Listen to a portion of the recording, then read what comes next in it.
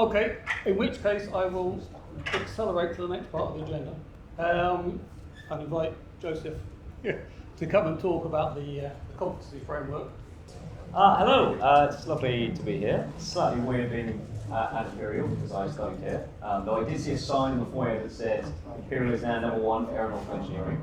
So as an aeronautical engineering alumnus, I'm pretty happy with that, but I'm sure the rest of you are maybe a little bit sour about it. My name is Joseph Dudley. I am here to talk about the SpaceCRAFT competency framework, which is something that we developed at SpaceCRAFT Alliance. I think a lot of you will already be reasonably familiar with SpaceCRAFT Alliance, but just to talk about a few of the things that we've done in the last few years. So one of the things we're best known for is something called the Space Census, where we went and we surveyed pretty much everybody in the space sector in the UK to find out the demographics of the sector, what motivated them to come into the sector, so the effect of things like outreach. We asked them about experiences of discrimination, whether or not they were thinking of leaving the sector, and if so, why. So a really rich data set there, and we ran it again in 2024. We've also produced various tools and resources. So most of the courses that you teach will be listed in our space training catalogue. We also have lots of CPD, smaller courses, online courses in there as well. We've made various maps of problems and organizations in the landscape. All of this is on our website if you are interested. But the thing I'm going to talk to you about today is the SpaceCRAFT competencies framework. We are called the SpaceCRAFT Alliance. In this room, you are all working on teaching people space-related skills. So the real question arises is, what is a space skill? What are we even talking about here? One of the reasons that we set up the organization is that we would go to a conference and there'd be a panel about skills, and you'd have a couple of people say, oh yeah, we're really struggling to recruit, oh we are as well. And as soon as you try to get into any detail of, well, what kind of skills are we talking about? What seniority levels? In which parts of the country? Oh, we don't have any bad information. So one of the first pieces of work that we did was to look at, well, what do we actually mean by space skills? And so we went and we looked at job adverts. So we hoovered up about 800 job adverts from spacecareers.uk, which is an early careers website for the UK. And we analysed all of those quite painstakingly because this was pre-AI. We went through and we tagged mostly by hand, and then we started to build up a little bit of a library of phrases and so on. And so we'd say, well, this job advert says you need experience of C++ programming. It needs electronics. It needs a proactive approach, and so on. So we started to build that up and tagged everything up. And we ended up building this first taxonomy, which was just a very long list of things. And we tried to make it, we'll have subcategories and subcategories and so on. And essentially we ended up with something that was just impossible to use. Far too long and complex, far too much sort of thinking about ontologies of what's a knowledge, what's a skill, what's a trait, all this sort of stuff. So it just became a little bit unwieldy, but it was a good starting point. You'll find this on our website. There's a report called Towards the Space Competencies Taxonomy, because this was the first starting point of trying to figure out what are the things that the sector needs. And you can see we've got a whole mishmash of things in here. We've got adhesives and bonding, then we've got CubeSats, then we've got ground support systems, then we've got launch vehicles, and there's not really much structure to it. So if you are trying to use this to build a course, for example, then it's not really very helpful. So then we were doing a project with the West of England Space Hub. And one of the things that we did within that was we went and we looked at all the organizations that were within the Space Hub, and we looked at all the jobs that they had available, and we looked at all the skills that got mentioned and so on, and we started to break it into a few top-level categories because we felt like this was something that was going to be more useful for that space cluster. And I'm a huge fan of the tool Miro. I don't know if any of you are familiar with it, where you can just throw post-its on an endless whiteboard. That endlessness means you can go on forever. But it is very handy for this sort of thing. So I have loads and loads of these sorts of boards with completely incomprehensible notes on them. But anyway, we tidied that up into something a little bit nicer. So this was in 2022. And you can see we've got those top level categories on the tops there. So we've got aeromechanical design, electronics, manufacturing, software. And then business support and sector support are a bit more general. Business support being stuff that every company needs, things like HR and finance and so on. And sector support being more, how do we support the sector as a whole, the work of people like the Space Agency, the catapult and so on. And then we have here a little bit of a summary, some typical roles that you might find in those categories, core competencies, courses, and typical employers and so on. So this was a start at sort of breaking things down in a little bit more of a structured way, a bit more manageable. But this was specifically created for the West of England. So then we looked at, well, how can we make this a bit more applicable to the wider sector? So we developed this and we put it online. So you can see you've got those same categories again. So there are 9 in total.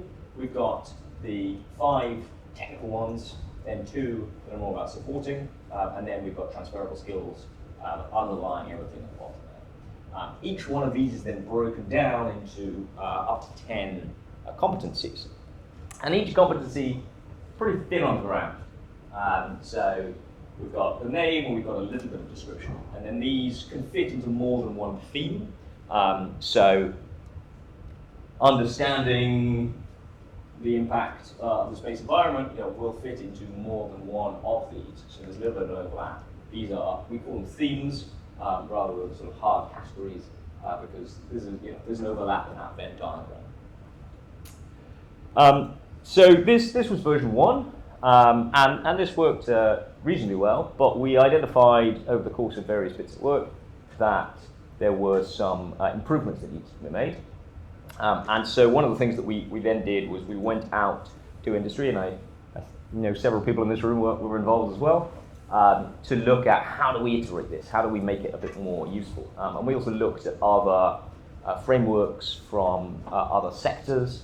And so we expanded it. So a couple of key changes here. One is we added in spacecraft operations as a new thematic area. We also expanded systems engineering. And then most importantly, we added a lot more detail.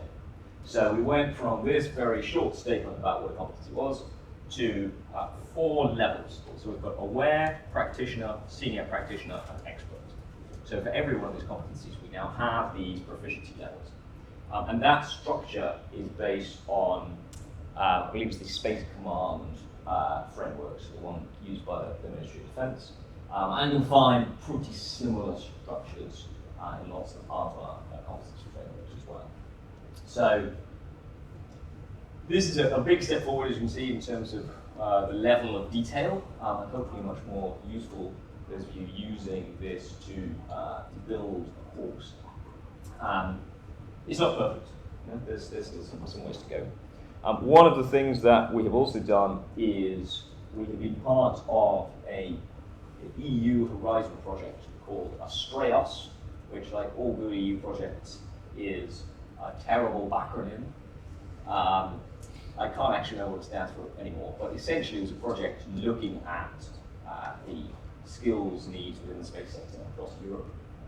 And again, in classic EU fashion, there are about 5 of these projects that are all being funded separately and slightly overlapping, and it's all a bit chaotic. But we sort of rebranded it with a little bit of a European name, so we call it European Taxonomy of Space Knowledge. And the idea here was to be able to classify courses. Now you might think that skills and courses are essentially the same thing, but actually you end up in situations where you have a course like physics. Physics is a skill in the way that engineering, you can draw that connection a little bit more closely. So we end up with a slightly different, but a similar possible structure.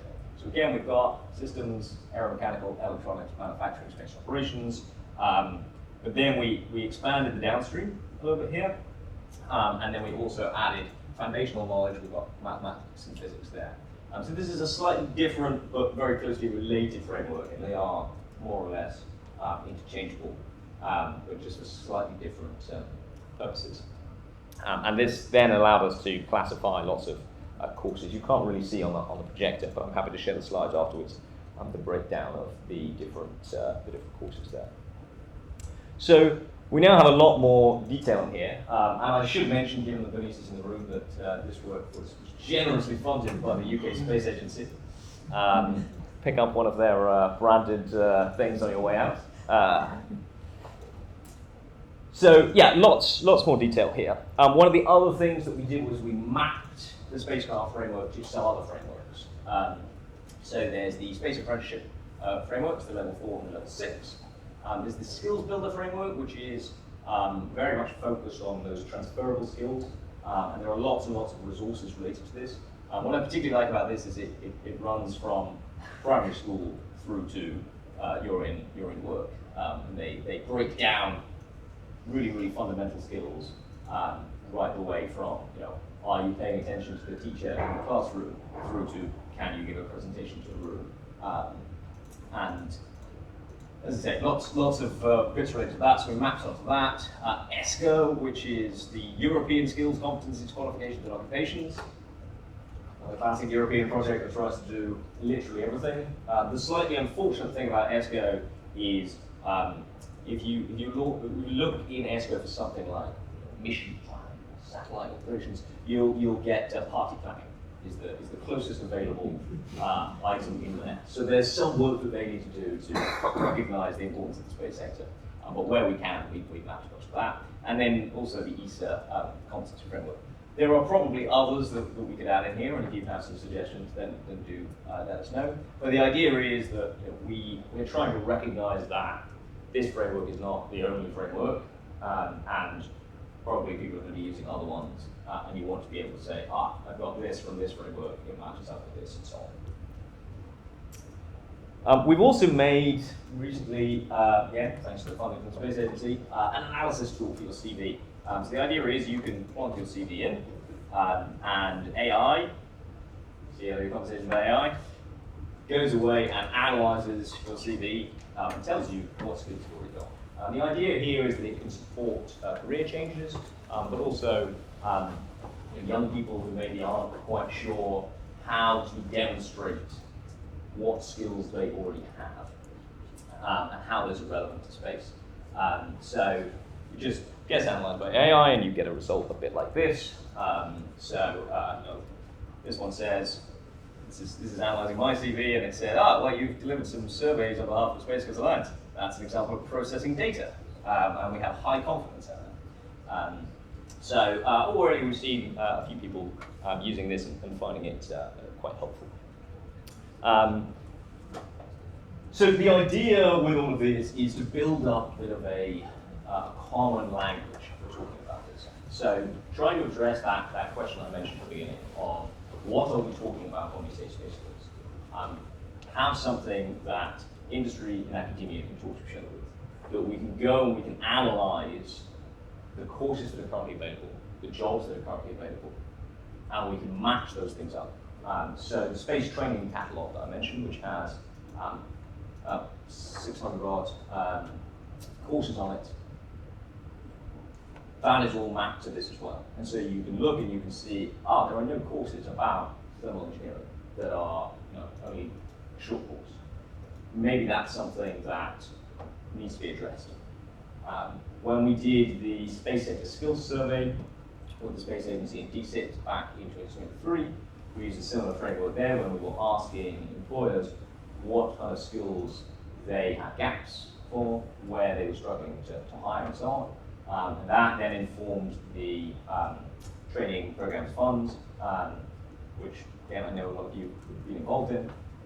So the idea is that we have a common way of connecting with this. And it's not perfect, these are quite broad categories in a lot of areas, but it is a starting point, and we're on version 2 now. In the tech sector, they have something called the Skills for the Information Age, or SFIA. And they, I think, have just released version 10. So we've got a little bit of catching up to do. But that is a framework that is, again, quite widely used.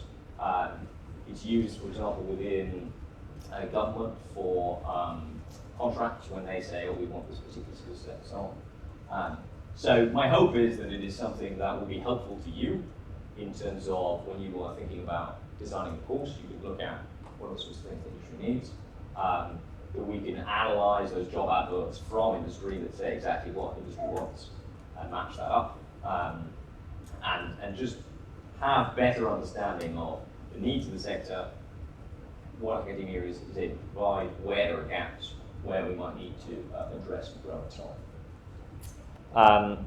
So all of this is available at craft.spaceskills.org, and you'll also find links across from the competency framework into the training catalog, and we also have a connection through to spacecareers.uk. So you can see, for given skill on the framework, what training courses are available that cover it, and also what jobs, if you have that skill, what jobs you might be able to go and do.